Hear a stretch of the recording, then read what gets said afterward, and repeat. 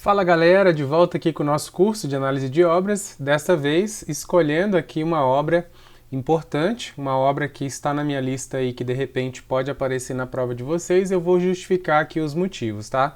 A obra escolhida aqui em questão foi o Discóbolo, o lançador de discos, tá? Essa obra aí que já foi cobrada uma vez e que ela pode acontecer novamente, e aí nós vamos ver já já o motivo. Já agradeço aí você estar junto aqui nos nossos encontros de revisão, justamente para você chegar bem na prova, a gente trazendo aqui as estratégias de prova para você. Eu já inicio o nosso encontro de hoje para a gente dar uma olhada aqui, perceber o painel, né, a lista nossa aqui das obras de visuais, tá bom? Então eu quero que você acompanhe aqui comigo, e aí observando aí na tela, a gente percebe aqui que a nossa listagem de obras visuais, nós já tivemos uma incidência de prova, né? Já tivemos algumas obras aqui que foram cobradas também em 2021, tá?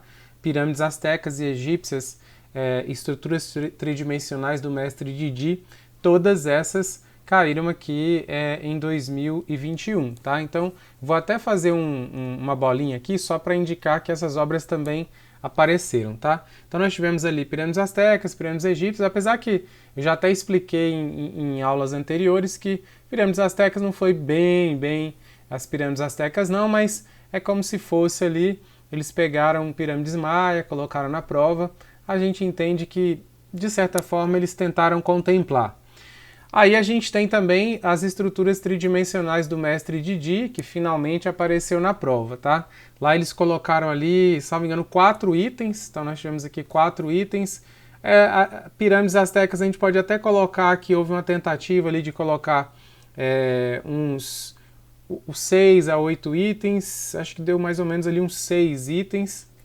E nós tivemos pirâmides egípcias aí na prova, eles tentando colocar aí pra gente mais ou menos aí uns 9 itens, tá? Isso, claro, aqui a gente tem que observar também, quando eu estou falando itens, não significa que caíram 9 itens exatamente falando da obra, cobrando a parte teórica. Eles podem ter cobrado aplicações em outras matérias, mas usaram a obra como painel, né? Como pano de fundo ali de cobrança, tá bom? Então eu quero que você fique atento aí comigo para a gente observar esses detalhes e entender por que a gente escolheu aí para o nosso encontro de hoje essa obra do Discóbolo. Então o que nós temos aqui? Ó? Se a gente for observar, nós temos um conjunto de obras interessante aí de cobrança, e se a gente for perceber também, o que nós temos aqui? Em 2018 nós tivemos 2 obras, em 2019 nós tivemos aqui 3 obras sendo cobradas, né? Aqui em 2020 nós tivemos 4 obras aparecendo, né? E em 2021 nós tivemos aqui 3 obras aparecendo na nossa prova. Pessoal, em média aí, se a gente for fazer uma média aí, tá caindo pelo menos 3 obras na nossa prova. Com exceção de 18, nós temos aí pelo menos 3 obras caindo na nossa prova. E aí o seguinte, a gente percebe que há uma insistência, por exemplo, com as pirâmides, se a gente for olhar a incidência, a gente percebe que caiu bastante, né? Mesmo quando não falaram diretamente delas, tinha alguma questão relacionada ali à temática. Então, a gente sabe que há uma possibilidade disso aparecer, continuar aparecendo.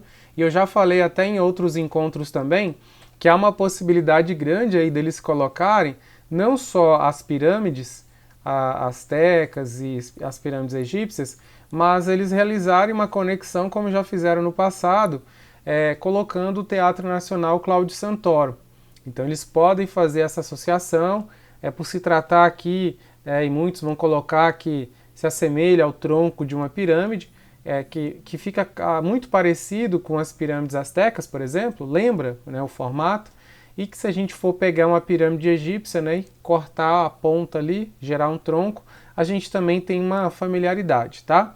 Então, a gente sabe que Teatro Nacional pode aparecer e há uma conexão entre essas 3 obras. Eles podem colocar essas 3 obras ali porque elas têm uma relação para essa discussão da geometria.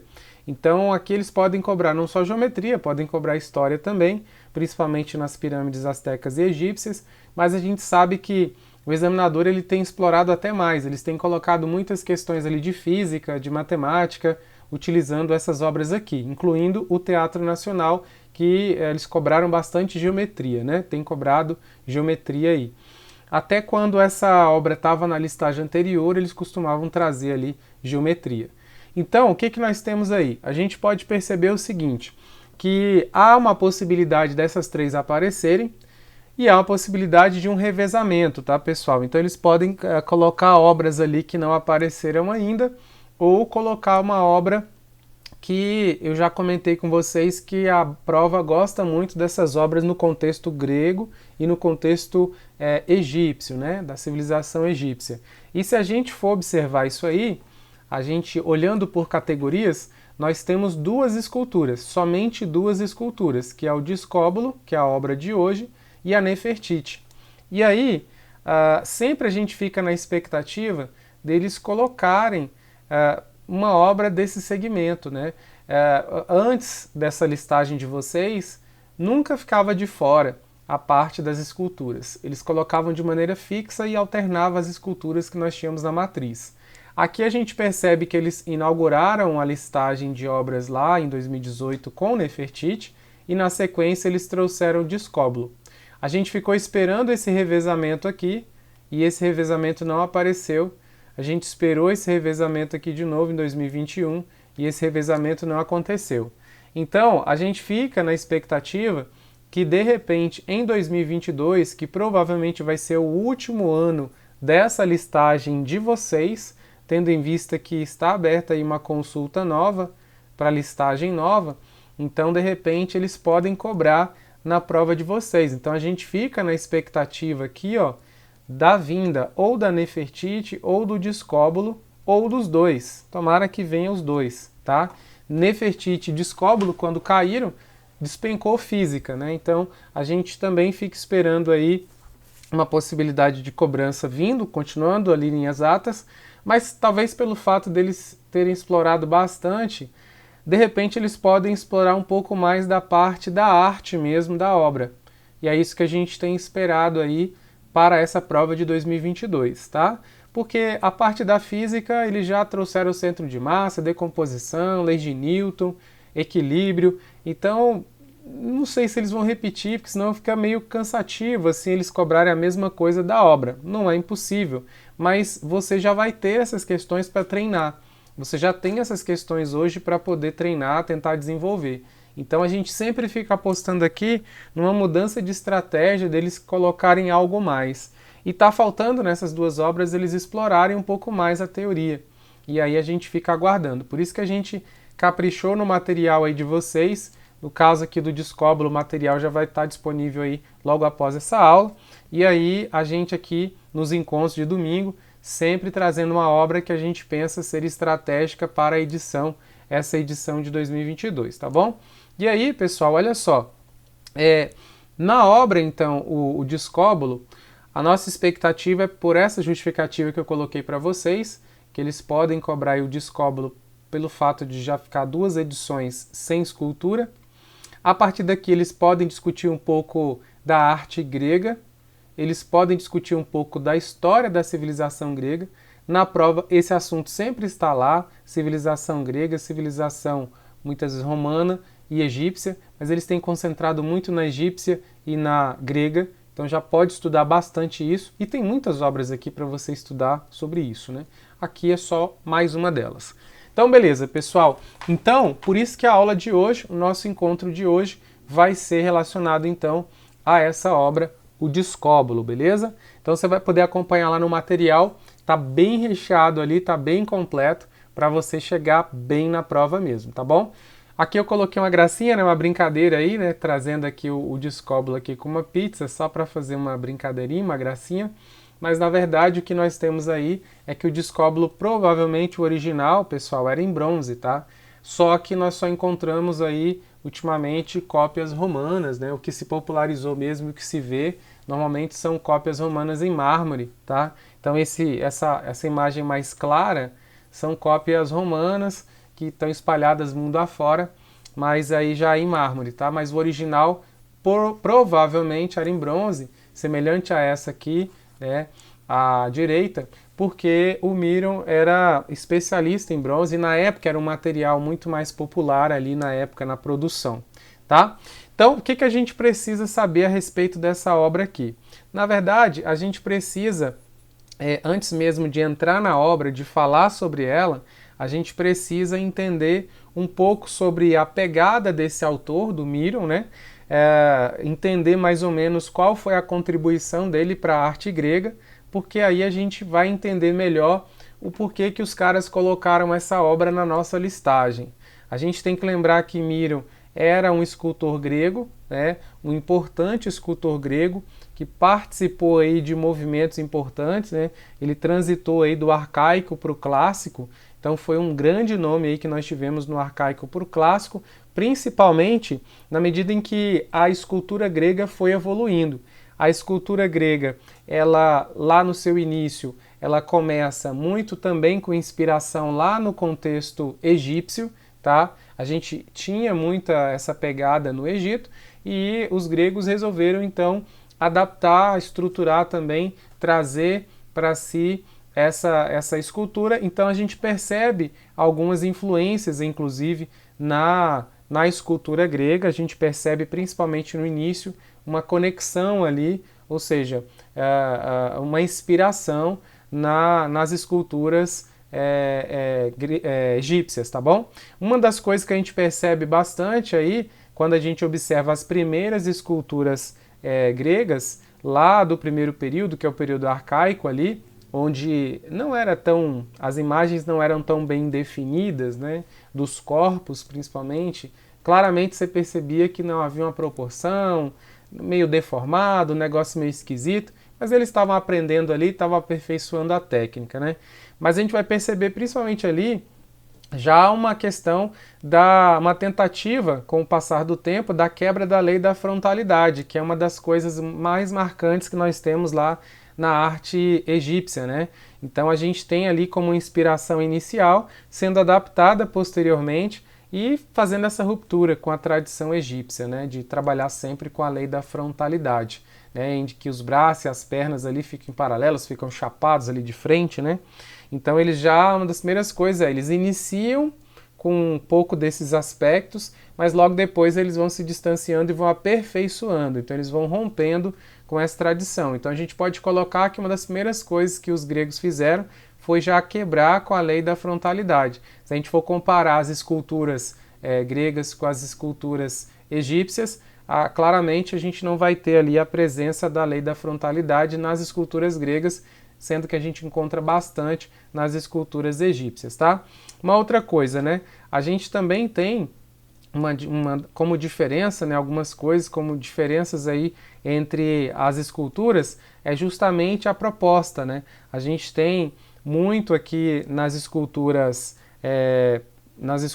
gregas uma pegada muito no sentido de representar não só figuras importantes, né? Mas ela não tinha uma pegada tão religiosa como nós tínhamos lá nas esculturas egípcias, em que você tinha o faraó, né? Você fazia representações ali de divindades. Aqui na escultura grega, a gente já não vai ter essa preocupação. A preocupação vai estar mais na representação mesmo. Então a gente não vai ter aquele apego por estar sempre representando divindades. Então a gente vai ter a questão de representar, mas não vai ter isso como a única opção, né? A única produção. Eles vão representar heróis, eles vão representar líderes importantes dos períodos, mas nós não temos aquele apego religioso, aquele cunho religioso como nós temos ali nas esculturas egípcias, tá bom? E aí a gente tem que lembrar também, lá nesse processo de produção, a gente tem que lembrar também que nós temos alguns períodos, nós temos algumas fases aí da escultura grega. Como eu já falei, nós temos o período arcaico, o próprio nome já diz, ele estava engatinhando ali no processo, então você vai ter esculturas ali que não tem uma simetria bacana, você vai ter, claramente você vai perceber que não tem uma proporção, e isso vai mudando quando você transita, quando você passa já por um período intermediário, que vai ser o período clássico. Esses são os dois principais períodos. A gente vai ter o período helênico depois, mas já é uma outra pegada. Alguns autores vão colocar que os dois grandes momentos da produção é justamente o período arcaico e o período clássico, né? No classicismo ali a gente vai ter uma mudança grande, né? São dois períodos assim que acontece uma mudança grande. Claro que a gente vai ter aqui períodos transitórios, né? Nós temos um período transitório, inclusive que essa obra aqui, para alguns autores, eles vão colocar essa produção como sendo nessa transição, né? Mas, no geral, a gente encontra a classificação para essa obra como sendo do período clássico, tá? Então a gente tem o período arcaico, período clássico e período helênico, certo? O período clássico ele vai ali do século V a.C. ao século IV, e o período arcaico vai do século VIII ao século V. Lá nesse período, no período clássico, a gente vai ter justamente a ruptura, onde as esculturas elas vão aparecer, elas vão ganhando cada vez mais formas mais próximas da realidade, e uma pegada muito forte, um apelo muito forte pela representação do corpo humano, né? E cada vez mais, como eu já disse, com detalhes, com rigor de detalhes, tentando trazer toda uma teatralidade ali para a composição, uma preocupação de representar, de trazer um sentimento, de trazer sensações ali, de trazer uma visão mais real, mais próxima do que de fato aconteceria, né, se aquela figura estivesse na sua frente, por exemplo. Então, uma experiência melhor para quem assistia, né? Então, a gente vai ter uma pegada muito forte. Então, o arcaico, eles estão engatinhando, no período clássico, eles já estão, né, conseguem avançar e conseguem fazer uma produção muito mais próxima. O próprio Discóbulo, quando a gente olha para ele, a gente percebe que ele tem uma perfeição muito interessante. Não é ainda 100% perfeito, mas a gente já tem uma perfeição muito boa, tá? Quando eu digo a questão da perfeição completa aqui do Discóbulo, é que nós vamos ver que há alguns detalhes que não condiz, por exemplo, com a realidade. Mas, olhando num primeiro momento, com certeza você vai colocar que ele está bem próximo da realidade, ok? Já no período helênico ele já passa para outra pegada, eles já estão muito mais próximos ali da realidade, com certeza. Aí a questão de representação de figuras femininas também vai aparecer, tá bom? Então a gente tem o Discóbulo aí como sendo uma figura muito simbólica, talvez é uma das esculturas mais conhecidas que nós temos, assim como nós temos lá o Partenon como sendo uma arquitetura muito conhecida, muito copiada, a gente vai ter o Discóbulo como sendo uma obra também muito copiada. Ela aparece em vários lugares, a gente percebe aí o Discóbulo aparecendo justamente por ser um símbolo, ele traz toda uma simbologia, né? Então, o Discóbulo, lançador de discos, né, é uma estátua, então, datada ali de mais ou menos 450, 455 a.C., por isso que, na maioria das vezes, ela vai estar classificada como do período clássico, tá? Mas, se por acaso na nossa prova aparecer que ela é do estilo severo, que vai ser um estilo de transição entre o estilo arcaico e o clássico, pode marcar também, tá? Quando a gente aprofunda bastante aqui a análise e enxerga ali os períodos transitórios, muitos autores vão colocar e cravar que ela está no período, né, no estilo severo, que foi um estilo que pertence à transição, justamente desse momento em que as esculturas elas estão melhores, as esculturas estão mais lapidadas, muito mais próximas das formas reais, né, do corpo ali, principalmente do corpo mais próximo da realidade. Então nessa transição é que vai ser desenvolvido e vai nascer o período clássico ali.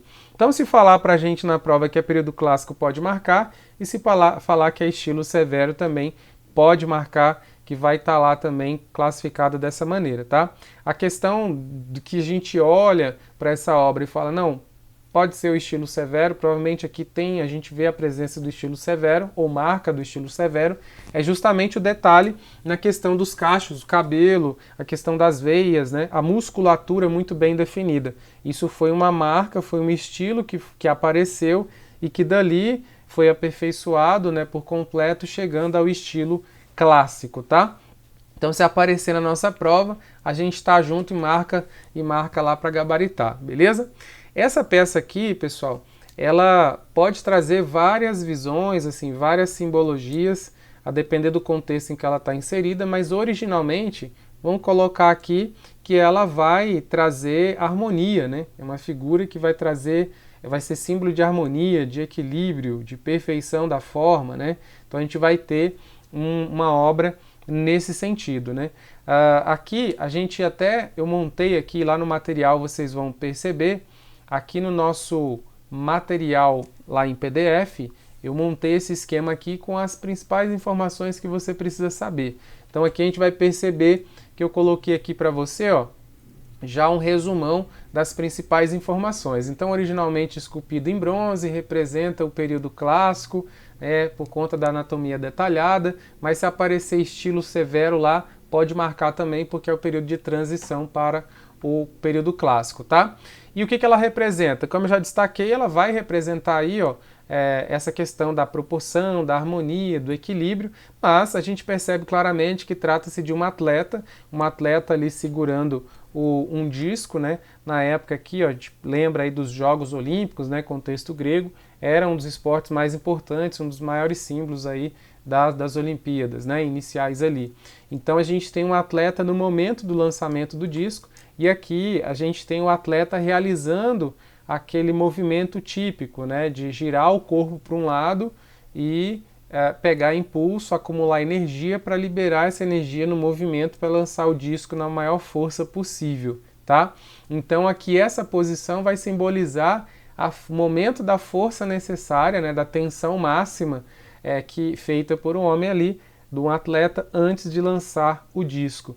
A gente percebe aqui que ele está com o rosto, né, virado para um lado, né, para o lado em que ele está girando, né, fazendo torque nessa direção, e ele está com a mão aqui apoiada nos joelhos, né, um pouco abaixo dos joelhos, um pé está todo apoiado na superfície, o outro está pela lateral, né, ele está flexionado ali na lateral, e o braço esticado aqui com o disco, a gente consegue perceber um pouco meio frontal, né? Um pouco quase lembrando um pouquinho aí a lei da frontalidade, mas não é porque a cabeça ela tinha que estar reta também, né? A cabeça está de lado, a gente percebe que o peito aqui ele está bem frontal, né? As pernas também elas vão trazer aqui um movimento mais frontal, mas o rosto ele não está obedecendo à lei da frontalidade, e se a gente observa a composição, ela é uma composição claramente tridimensional, né? O que não acontece ali na lei da frontalidade, que ela é mais ali na perspectiva bidimensional. O que mais que nós temos aqui, pessoal? Aqui também vai representar o ápice da beleza, né? Da força física, né? O corpo bem definido, aquele ideal de beleza. Os gregos eles sempre trouxeram muito essa pegada. Então na arte aparecia muito a questão do ideal de beleza. Isso foi crescendo com o tempo, né? E tanto nas construções, na arquitetura, mas eles faziam isso também nas pinturas e também na escultura. Então eles buscaram, estudaram muito a perfeição das formas, e o discóbulo vai ser um exemplo disso. Ele vai ser um exemplo aqui pra gente dessa perfeição, tá?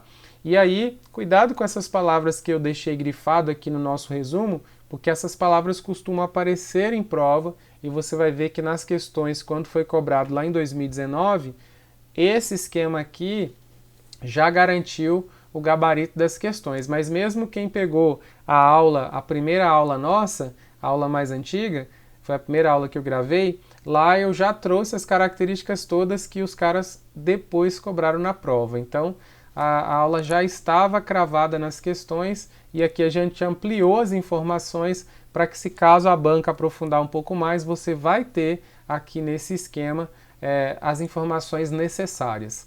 Então a gente já percebe, né, que essa obra vai ter essa representação, a gente percebe que a expressão aqui que ele está trazendo para a gente, né, vai expressar aqui o momento em que as forças do corpo estavam centradas, tensionadas para conseguir o melhor resultado, né? Que é justamente quando ele gira o máximo que der para acumular o máximo de energia para empurrar o disco, arremessar o disco ali.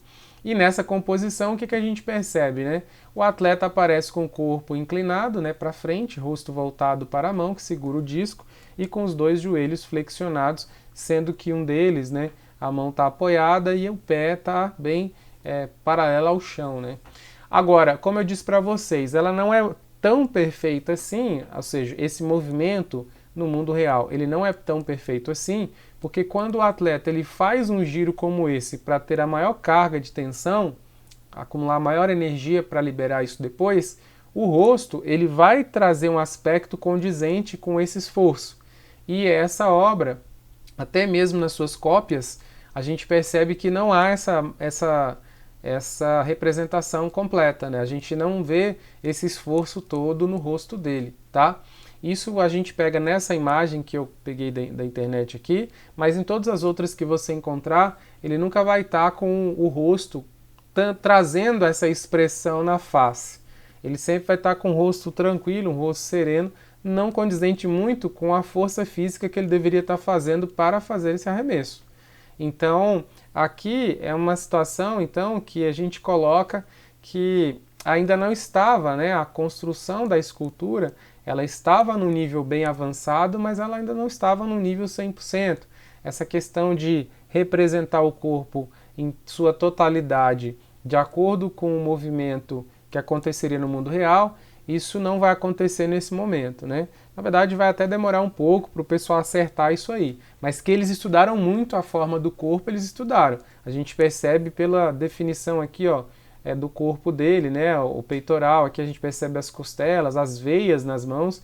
Isso aqui a gente percebe que se nessa época eles conseguiram isso aqui, né, e com o aparato que eles tinham, com as ferramentas que eles tinham, né, e o acesso à informação que eles tinham, dá para ver que isso aqui está muito avançado para a época, né? Muito mesmo. Com certeza outras civilizações talvez não conseguiram chegar tão rápido com esse nível aqui. A gente vai perceber, por exemplo, no segundo ano a gente tem uma obra de escultura lá, sempre nós tivemos uma obra, uma escultura ali, e aí a gente vai perceber que lá no segundo ano, né, e aí a gente vai pegar um período bem posterior ao período que a gente está falando aqui, né, que é o período clássico grego, né? A gente está falando de antes de Cristo. Quando a gente pegar lá para frente, lá no Barroco, é que a gente vai ver aqui também esculturas trazendo um melhoramento dessa pegada das esculturas gregas aqui. Ou seja, lá no período Barroco, dali para frente, é que a gente vai ter as esculturas com o seu movimento completo, com o rosto definindo, trazendo toda a carga dramática da situação. Inclusive, é ali que nós teremos uma carga dramática muito forte, né? Uma presença, uma carga dramática muito forte na composição. Então vai ser bem mais completo, mas vai ser bem muito tempo depois, né? Mas aqui, pelas condições que eles tinham, tá muito bacana. Se você pega as esculturas do período arcaico e compara com o discóbulo, você consegue perceber a evolução que aconteceu, né? Quanto eles evoluíram. E aí a gente percebe também, pessoal, né, que o dorso está virado ali, né? A cintura ali está meio de perfil. E a gente percebe também que uma perna, né, ela recebe o peso enquanto que a outra está livre, né? Essa perna aqui que está paralela ao chão, né, o pé que está paralelo ao chão, essa perna ela está recebendo boa parte dessa carga, se não toda, né? E essa aqui aparentemente ela está mais livre, né? Porque está aqui na ponta dos dedos. Então a gente percebe aqui, pessoal, a carga também, né? A gente consegue visualizar uma física aqui envolvida nesse movimento. Inclusive foi cobrado lá na física, quando caiu, né, essa obra aqui lá em 2019, eles exploraram muito aqui a questão do torque, força-peso, força normal dessa composição, né? A decomposição de forças aqui. Então, claramente já era esperado mesmo, né? A obra já dá essa brecha para o professor que vai elaborar as questões de física lá, tá? Aqui a gente percebe também que o foco está no corpo, né? E não no rosto, porque a gente percebe que o rosto está até virado, né? Aqui o centro, aqui a gente percebe que está muito mais para o corpo dele do que para o rosto. Então não há essa preocupação aqui em demonstrar ali o rosto, alguma expressão. Talvez por isso que ela não esteja tão condizente ali com a realidade, né? Mas aqui no período clássico a gente vai perceber que a escultura grega, mais uma vez repetindo, ela vai estar numa fase muito realista do corpo humano, uma fase que o corpo humano vai ser representado de uma maneira muito natural, muito mais natural do que nós tínhamos antes. E aqui a obra ela é trabalhada de maneira que você consiga olhar tridimensionalmente, né? Você consegue fazer um giro, você consegue... Claro que essa aqui ela é mais para você visualizar a frontal, mas ela consegue trazer um caráter tridimensional muito maior do que as versões anteriores, né? Já lá no período helênico, eles vão trabalhar muito o cotidiano também, vão trabalhar outros aspectos, vão começar a inserir a carga dramática também, vão tentar trazer isso aí, mas a gente aqui no período clássico ainda não vai ter isso muito bem definido, né? Então, ó, como eu disse, ó, o rosto não condiz com a tensão, ou com a força, com a energia do movimento, né? Então é mais ou menos isso que a gente tem que levar para a prova. E aí a gente tem que perceber o seguinte também, olha só, as características. Então aqui a gente tem como característica, ó, a harmonia, equilíbrio e simetria das proporções corporais, tá? Isso é uma coisa que a gente tem que ficar atento, a gente tem que levar isso para a prova. Essas palavras vocês vão ver que elas ajudam bastante a gente aqui na hora de responder. Uma outra informação, uma curiosidade, na verdade, né? Essa obra aqui, ela foi escolhida aí como símbolo da educação física, né? Pelo Conselho Federal de Educação Física, né? Então ela é uma obra muito simbólica, né? A gente tem várias, como eu já disse, versões aí, mundo afora. E aí um outro detalhe também é que essa obra, ela, se a gente for puxar aqui uma geometria, né, a gente consegue perceber que o movimento aqui, ele vai trazer dois grandes arcos, né? Se eu for tentar puxar um pouco para a matemática aqui, a cabeça ela vai ser o ponto de encontro formado pelos braços, né? Quando eu tenho aqui, ó, se eu traçar uma linha aqui, ó, vou pegar essa de bronze aqui, ó, se eu traçar uma linha aqui, ó, esse movimento, ó, ele está fazendo uma curva aqui, né? Ele está fazendo uma curva nessa direção, né? Ele está fazendo algo nessa direção aqui assim, uma curva nessa direção. E se a gente olhar da cabeça, né, para cá, pegar a outra parte aqui, ó, esse outro desenho que o corpo está fazendo, ó, a gente percebe que a cabeça vai ser o ponto de encontro dessas parábolas aqui, né, dessas linhas curvas aqui. E se a gente for observar, além disso, né, a gente tem aqui, ó, a gente consegue, alguns autores até vão explorar bastante isso aqui, alguns autores vão colocar o seguinte, ó, que a gente consegue obter aqui 4 triângulos sobrepostos se a gente observar e acompanhar esse movimento. Se a gente acompanhar esse movimento aqui dessas parábolas, a gente consegue definir aqui alguns pontos, né, pontos estratégicos, e aqui a gente visualizar que dá para a gente localizar aqui 4 triângulos aqui, ó. Se a gente emendar esses pontos aqui verdes que eu estou mostrando para vocês, ó, a gente consegue localizar 4 triângulos, tá? A gente tem aqui 4 triângulos, né, na composição, tá? A gente consegue trazê-los para cá. A gente consegue visualizar. Ou então forma meio que um trapézio ali também, né? A gente consegue, ligando esses pontos todos, gerar um trapézio. Esse movimento meio circular, meio parabólico aqui, ele não foi explorado ainda pela banca aí nas provas. Mas eles podem, o examinador pode querer inventar moda de repente, porque ele sempre vai procurar um conteúdo do primeiro ano para associar com a obra. E até agora eles trabalharam essa questão lá das leis de Newton, centro de massa, centro de gravidade, equilíbrio, né? Mas eles podem ir para a matemática, de repente, e querer associar alguma figura geométrica a essa imagem, ou talvez a essa parábola, e querer associar alguma coisa nesse sentido. O examinador é criativo, né, pessoal? Então a gente já fica aqui pensando, tentando adivinhar a cabeça do examinador, principalmente por questões que eles já fizeram, né, por estratégias que eles já utilizaram em períodos anteriores. Então eu sempre fico aqui, quando eu pego uma obra como essa, eu já fico aqui meio que tentando adivinhar o que os caras podem fazer, porque os examinadores aqui tem hora que inventam uma moda, força a barra feio aqui. Então a gente fica tentando associar também.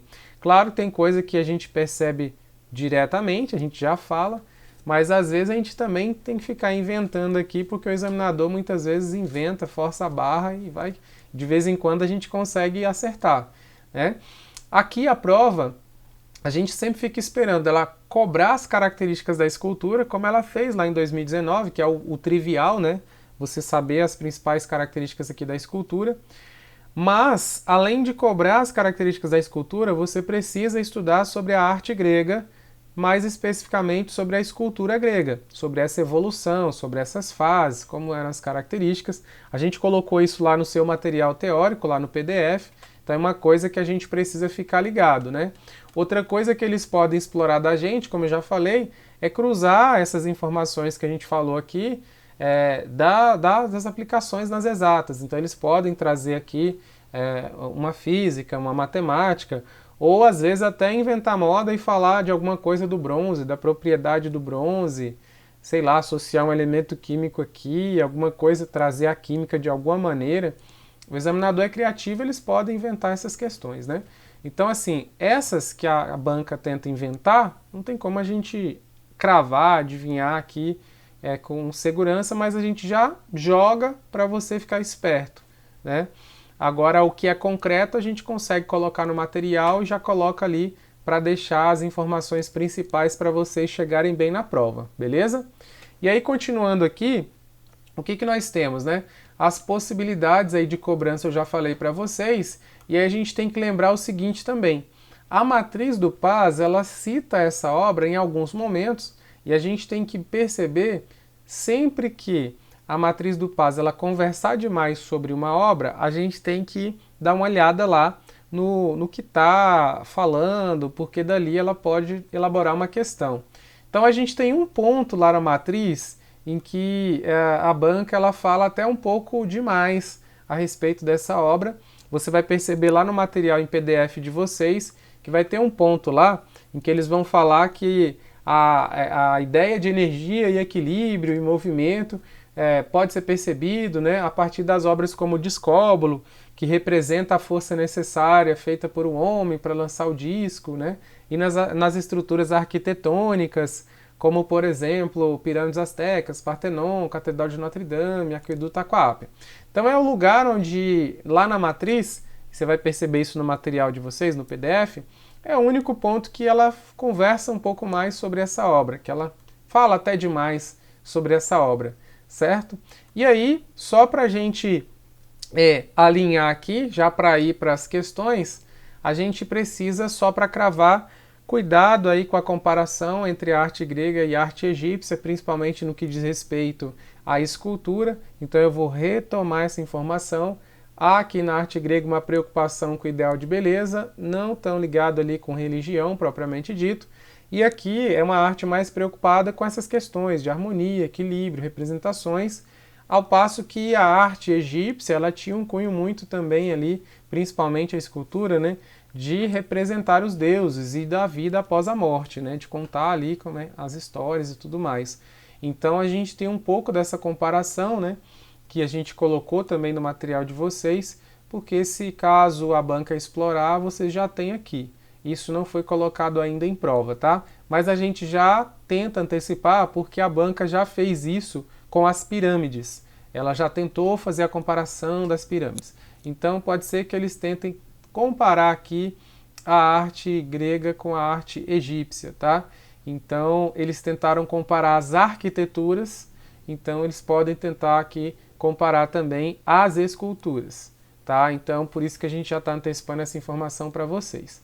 Vamos ver as questões que foram cobradas aí, lá em 2019.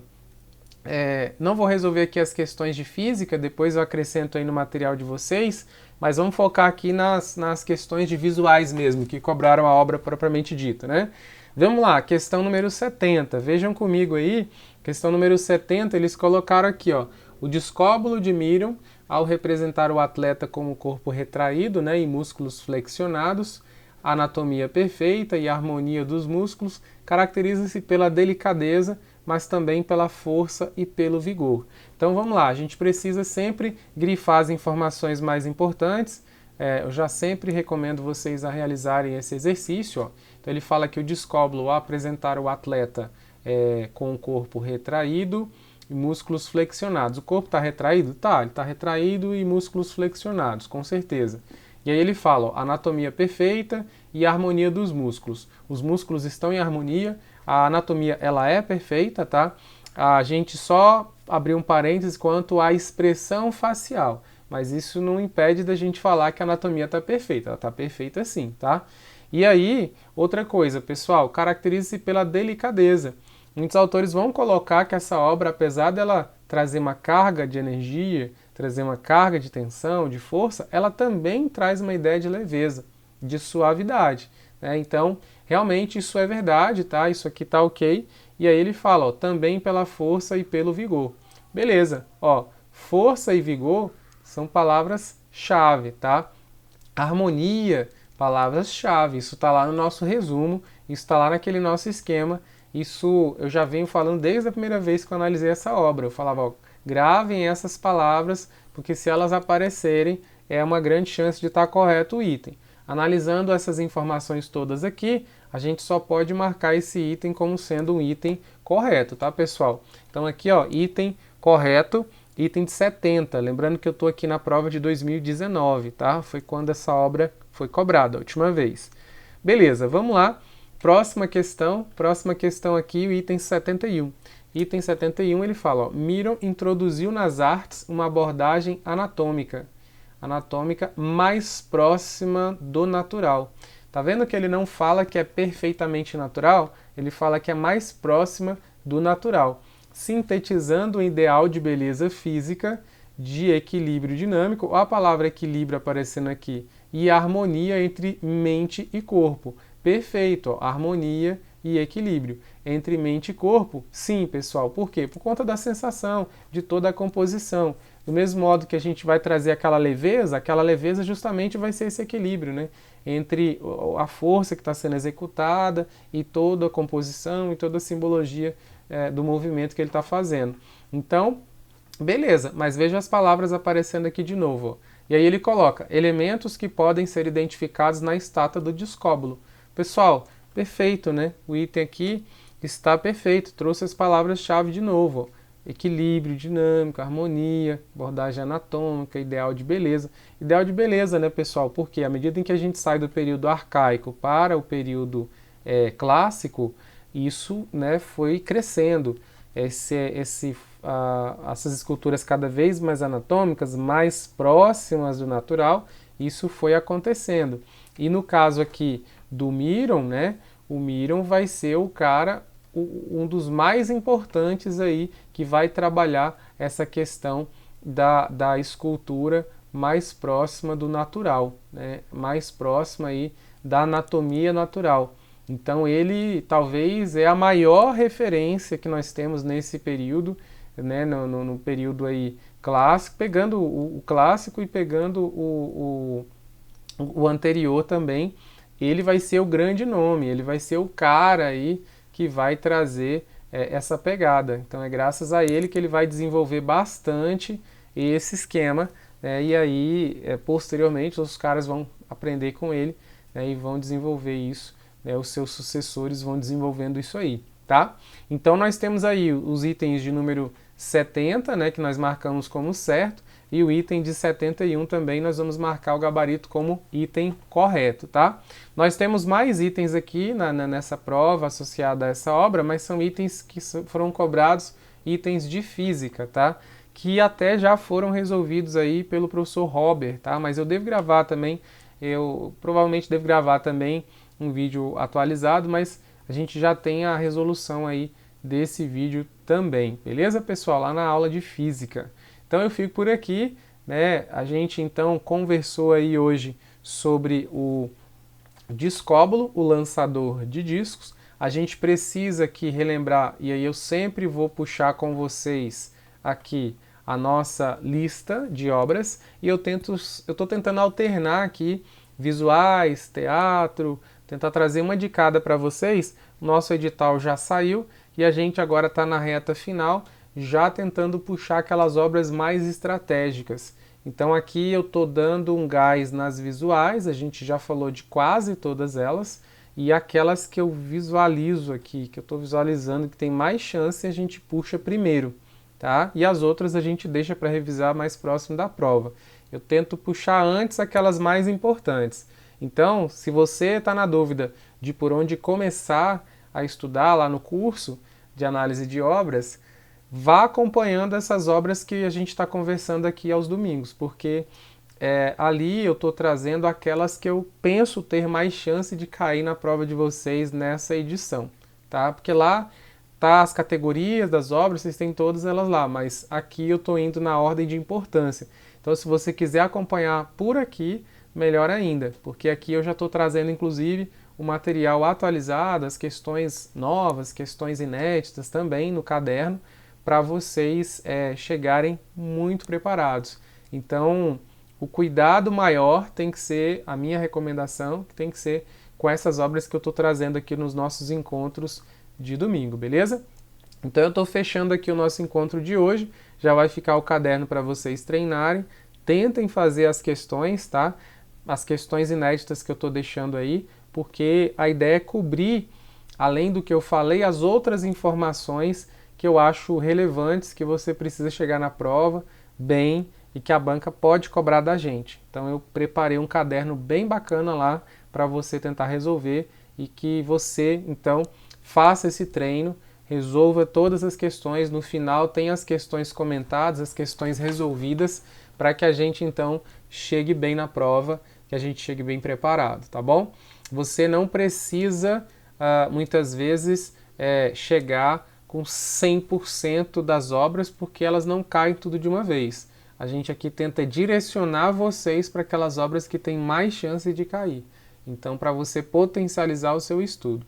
Então, aquelas obras que a gente sente que tem uma chance grande, mesmo que não caia, mas que já vai te dar uma base até para outras questões, a gente vai colocar muitas questões. Aqui vocês vão ver que eu coloquei muitas questões lá no caderno de vocês para falar da arte grega e até o cruzamento ali com a arte egípcia.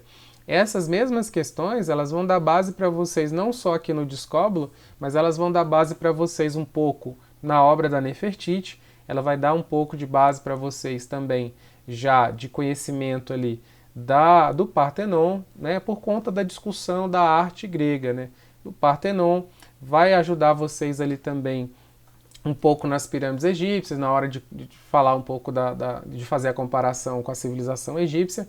Então, são obras que a gente coloca aqui, questões inéditas, rala bastante para desenvolver essas questões, para você chegar e cobrir, chegar com um nível de profundidade maior. Se a banca fizer isso, né, colocar um nível de profundidade maior nas questões, como às vezes faz com algumas obras, a gente, né, quer ter a segurança aqui de que o seu caderno, de que seu material vai estar contemplado aqui. E isso tem acontecido, beleza? Então eu fico por aqui nesse encontro, mais um encontro aí, e a gente segue no próximo encontro aí, trazendo mais uma obra para vocês. Vou tentar até às vezes trazer mais de uma para a gente avançar bem, mas se for uma obra que eu acho que é uma aposta forte, eu vou falar mais sobre ela, vou gastar mais tempo nela, para a gente então ter o conhecimento, desenvolver mais habilidade em cima dela, tá certo?